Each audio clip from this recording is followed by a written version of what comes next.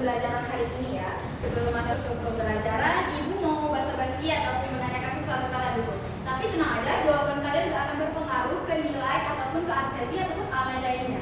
Nah, Ibu mau nanya, kalian pernah merasa malas dan juga merasa kalau tugas itu ditunda-tunda saat sampai tugas itu deadline? Pernah nggak? Siapa tuh tangan? Oke, Ibu gak kaget ya, banyak itu tangan. Karena dulu juga Ibu Sanuda juga pernah merasakan hal itu. Tapi alhamdulillahnya Ibu bisa mengatasi rasa malas itu. Oke, sebelum kita mulai, di saat menunda tugas ataupun menanti-nanti tugas itu, kalau di dalam psikologi memiliki nama ilmiahnya. Ada yang tahu namanya apa? Prokrastinasi, Bu. Prokrastinasi. Oke, benar sekali Junita. Tepuk tangan dulu untuk Junita. Oke, tidak apa-apa. Ada juga beberapa yang belum pernah mendengar mengenai prokrastinasi itu. Di saat ini sekarang kita akan memulai pembelajaran. Kita akan membahas terlebih dahulu mengenai apa dampak dari prokrastinasi ini dan bagaimana cara mengatasinya. Ibu berharap selama kegiatan juga hari ini kalian bisa lebih mengenali diri kalian sendiri dan bagaimana untuk cara menyelesaikan rasa malas di diri kalian itu. Oke, sekarang kita mulai ya. Sebelum Ibu menjelaskan lebih jauh, Ibu mau tunjukkan sesuatu kepada kalian. Sebuah kasus, mungkin kasus ini nggak jauh beda dari beberapa tema kita hari ini, yaitu mengenai prokrastinasi, yang dimana kasus ini akan Ibu berikan kepada kalian untuk diselesaikan.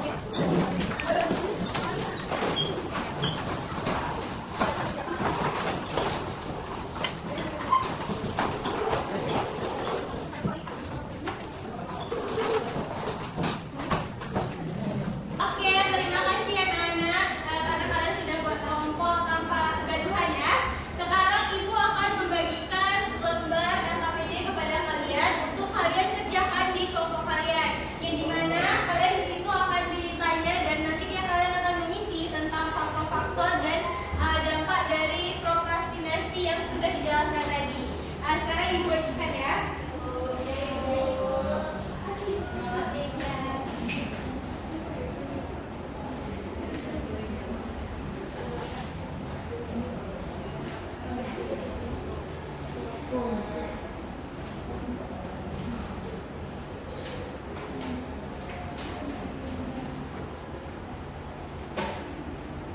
Nah, di situ kalian tuliskan nanti hasil diskusi kalian yang telah Ibu bagikan ini ya. Silakan juga kaitkan dengan pengalaman